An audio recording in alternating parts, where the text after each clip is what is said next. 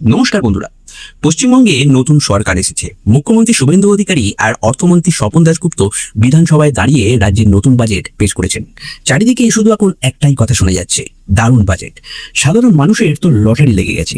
মিডিয়ার ক্যামেরা থেকে টিভির ডিবেট, সবাই এখন এই নতুন বাজেটের হিসাব মেলাতেই ব্যস্ত। কিন্তু আপনাদের মনে কি কখনো এই প্রশ্নটা জেগেছে যে রাজ্যের কোষাগার একেবারে খালি, সেই রাজ্যে এত টাকা হঠাৎ করে কোথা থেকে পাবে, কিভাবে আসবে? সংবাদ মাধ্যম আপনাকে যেটা দেখাচ্ছে সেটা হলো সেফ একটা রঙিন মোড়ক। কিন্তু আমি যদি আজ আপনাদেরকে বলি যে এই বাজেট আসলে কোনো টাকা পয়সার হিসাবই নয়। এই বাজেট হলো মমতা বন্দ্যোপাধ্যায়ের দল তৃণমূলের বিরুদ্ধে তৈরি করা দিল্লির এক মারাত্মক আইনি ফাঁদ, এবং যা তৃণমূলের কফিনের শেষ পেরেক পর্যন্ত হতে চলেছে। হ্যাঁ, এবার ঘুঘু ফাঁদ দেখবে।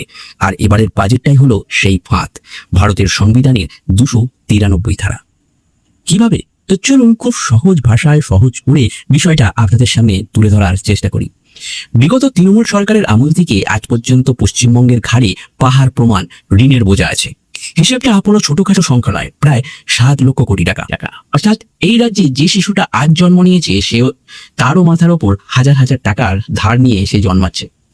এখন সাধারণ নিয়ম বা ভারতীয় যুক্তরাষ্ট্রীয় কাঠামো বা ফেডারেল স্ট্রাকচার এই বিষয়ে ঠিক কি বলে? নিয়ম বলে যে রাজ্যে ভোট হোক বা দলবদল হোক বা নতুন সরকারই আসুক, আগের সরকার যে লোন বা ঋণ নিয়েছে সেই ধারের টাকা কিন্তু বর্তমান সরকারকেই শোধ করতে হবে। আপনি লিগ্যাল বন্ড বা রিজার্ভ ব্যাংকের কাছ থেকে নেওয়া অগ্রিমকে কিছুতেই অস্বীকার করতে পারেন না।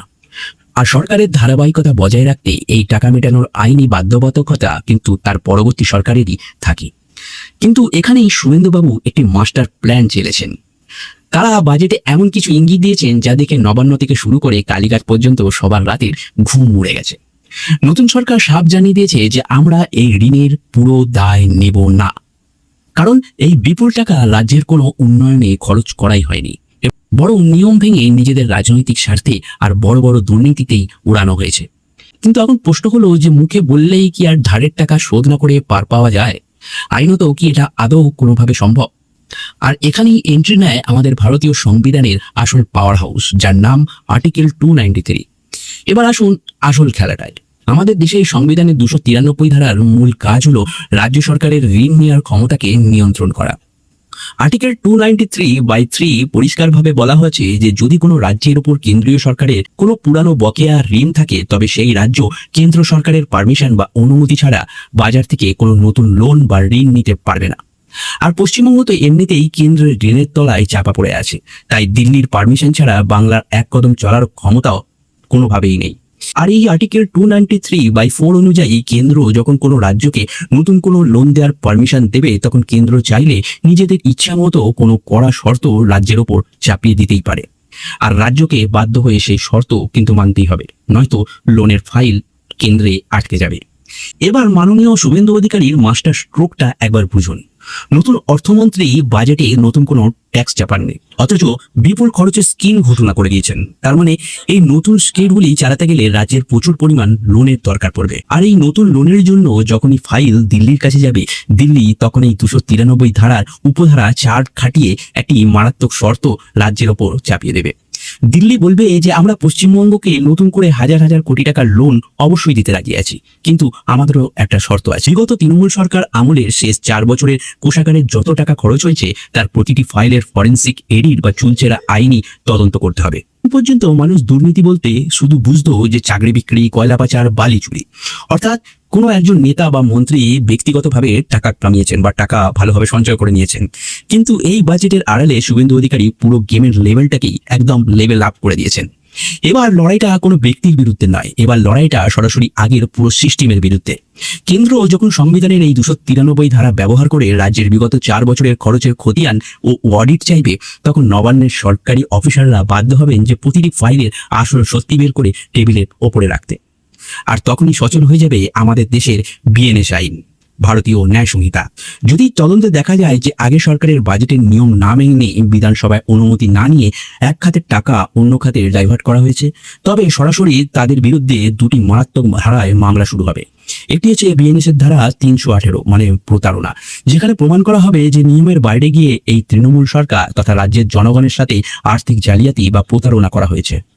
আর 2 নম্বর হচ্ছে বিএনএস এর ধারা 332 বিশ্বাসভঙ্গ, যেখানে দেখানো হবে যে সরকারি উচ্চ পদে বসে জনগণের ট্যাক্সের পয়সার অপব্যবহার করে আইনি বিশ্বাসে অমর্যাদা করা হয়েছে।